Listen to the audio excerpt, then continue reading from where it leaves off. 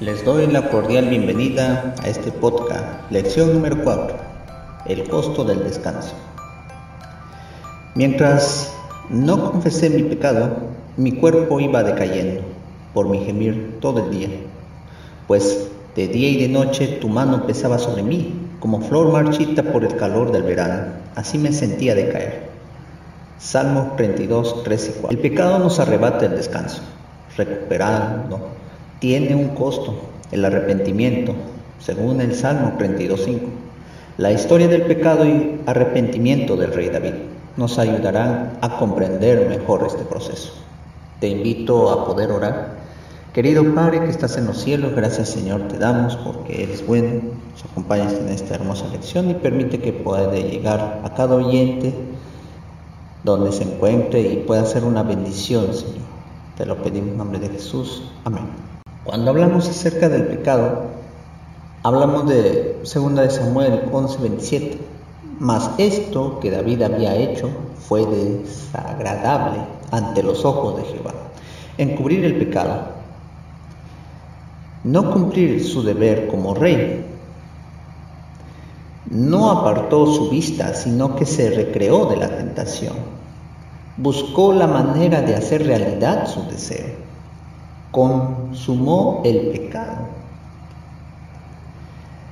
Esa misma caída que fue la consecuencia de un cúmulo de errores encadenados, ahí viene más fuerte el golpe. Intentó ocultar su pecado, engañándose a un hombre bueno. Puso en riesgo el pecar a Urías, emborrachándolo, echándole la culpa. Ordenó un asesinato. Y finalmente, al casarse con Betsabé, procuró encubrir finalmente el pecado. Todo este rollo de problemas, justamente ¿por qué? Por la palabra ocio. Y si nosotros nos vamos al diccionario, la palabra ocio es la sensación de trabajo, irración o total omisión de la actividad. Es el tiempo libre de una persona. Es la diversión o ocupación que reposa especialmente en obras de ingenio porque estas se toman regularmente por el descanso de otras tareas. Las obras de ingenio que alguien forma en los ratos que le dejan libres de sus principales ocupaciones. Una frase dice así, ¿no? Cuando el diablo no tiene qué hacer, con el rabo mata moscas. Y es la primera identidad justamente del ocio, implicación negativa al malgastar un tiempo valioso o ocupándolo en cosas inútiles. Sin embargo, puede ocuparse más las obligaciones diarias en una necesidad especial en estos momentos, en toda actividad frenética, prisa o consecuencia o movimiento. Pero debemos saber que debemos distinguir. Es que debemos ver justamente ello, de distinguir el ocio de la ociosidad. Porque este segundo concepto se basa en ser holgazán y se supone perder el tiempo o malgastar inútilmente en actividades de las que no podemos exprimir nada beneficioso para nosotros mismos. Cuando hablamos acerca de estas conductas, automáticamente es el consumo, justamente el exceso de drogas.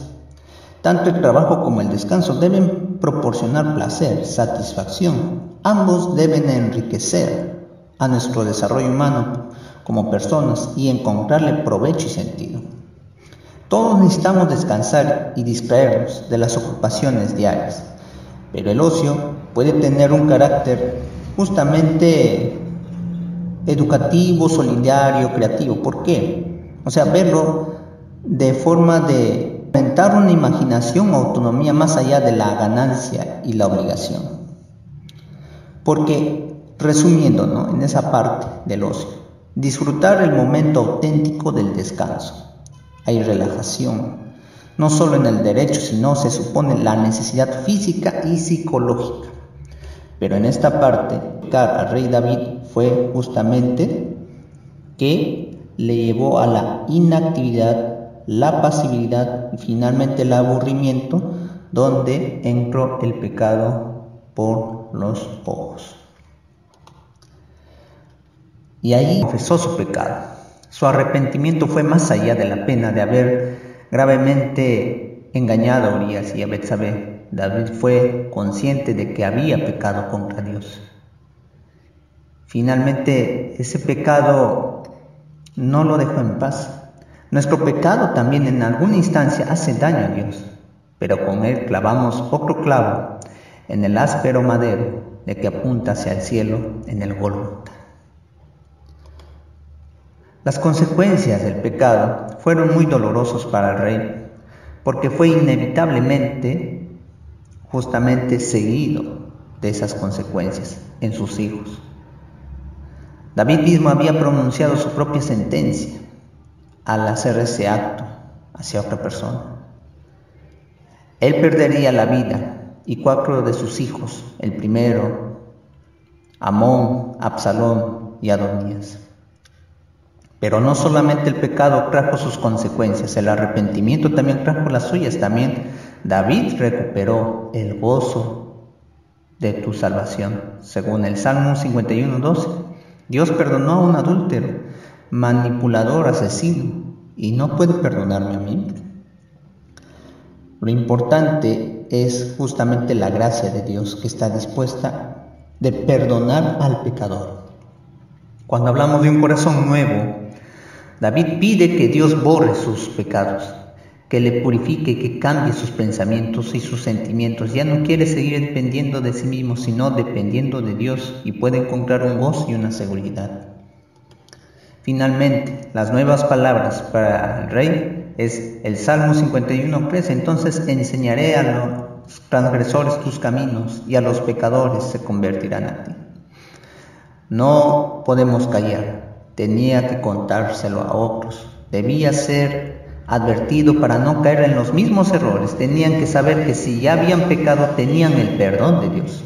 Es una noticia muy grande, solemne, que nosotros debemos simpatizar.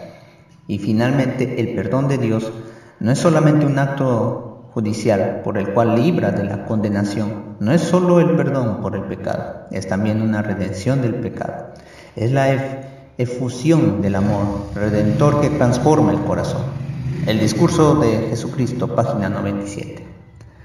Te espero en la próxima lección. Dale un like y comparte con tus amigos, amistades y otros. Que Dios te bendiga. Un abrazo.